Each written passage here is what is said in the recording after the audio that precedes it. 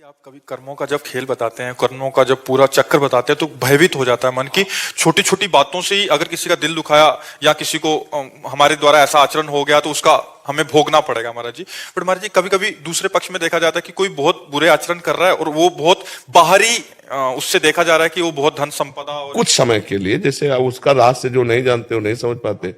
जैसे पुण्य अधिक है, पाप कम है, तो हमें पहले पाप भोगाया जाएगा। ये हमारे सृष्टि भागवतिक विधान में है, पहले पाप भोगवाया जाएगा और जहां ये खत्म हुआ तो पीछे का पुण्य और अभी का पुण्य प्रकाश ही प्रकाश, आनंद ही आनंद, कभी दुख नहीं भोगना पड़ेगा आगे।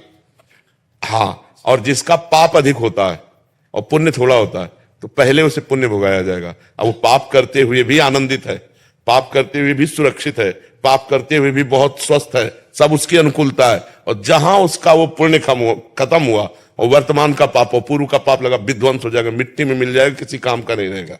ये रहस्य, हाँ, आंतरिक ये रहस्य।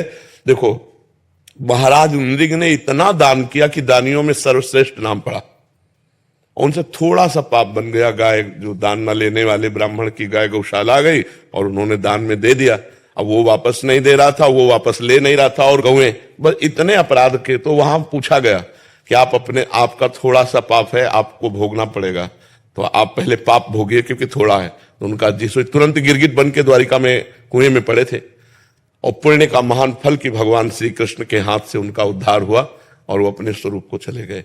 तो ये जो पापी लोग हैं बहुत सुखी दिखाई देते हैं, इनका पूर्व का पुण्य जो थोड़ा है उसको नष्ट किया जाता है। और जब ये नष्ट हुआ तो देख लो ऐसे परिवार हैं कि विध्वंस हो गए, देखा गया। हाँ, वो नष्ट हो जाता है। जब पाप का परिणाम आएगा तो नष्ट हो जाएगा। बड़े बड़े संतों को कष्ट में देखा जाता है कि उनके थोड़े पाप है, भोग कर वो भगवान को प्राप्त होंगे। हमारे जी जो भजन कर रहे हैं वो उनमें काफी प्रश्न भी आते हैं ऐसे, तो फिर तो पूर्व का जो पाप है वो उसको कष्ट दे रहा है, और जहां ये पूर्व का पाप नष्ट हुआ और पुण्य का मिलान हुआ, प्रकाश हो जाएगा, आनंदित हो जाएगा। इस विधान को संसारी लोग जानते नहीं तो कहते ज्यादा धर्म कर्म करोगे तो दुख ही भोगोगे, ज्यादा भजन करोगे तो दुख भोगोगे, क्योंकि पाप करने वाले सुखी हो रहे। ऐसा नहीं, पाप करने वाले के पास तो कुछ बच ही नहीं जाता, फिर पुण्य नष्ट हो तभी तो किसी काम का नहीं रहता कि यहाँ का सब कुछ नष्ट हो जाएगा, इसके बाद नाली का कीड़ा बनेगा कि भूत बनेगा कि प्रेत बनेगा, क्या बनेगा, कोई परिणाम का पता नहीं। वो तो कष्ट ही कष्ट है आगे, बस आगे कष्ट है। इसीलिए तो शास्त्र में भरा पड़ा हुआ कि होश में हो जाओ, होश में, नहीं तो फिर भोगना ही भोगना पड़ेगा। नरक जाओ, फिर अन्य योनियों में जाओ, उसमें भी बड़ा कष्ट। मनुष्य शरीर में तो कहीं पीड़ा है तो हम वैद्य डॉक्टर से मिल सकते हैं, लेकिन सुअर कुत्ता बनने पर अरे जिंदा जला के लोग खा रहे हैं, हाथ पैर बांध दिए ऐसे ही लकड़ी में, नीचे से आग लगा दी, धीरे धीरे पक रहा है और उसे खा रहे हैं लोग। बड़ा पाप कर्म करते हैं, पाप कर्म का फल बहुत दुखमय होता है। अब मान लो इस समय हम सुधार में चल रहे हैं, लेकिन पीछे बुरा किया तो भोगना पड़ेगा। तभी लोग कहते हैं अरे बताओ इतने बड़े साधु, इनको कैंसर हो गया, तो भोगना पड़ेगा ना, पूर्व में कर्म किए, अवश्य में भोक्तव्यम कृतम कर्म शुभाशुभम।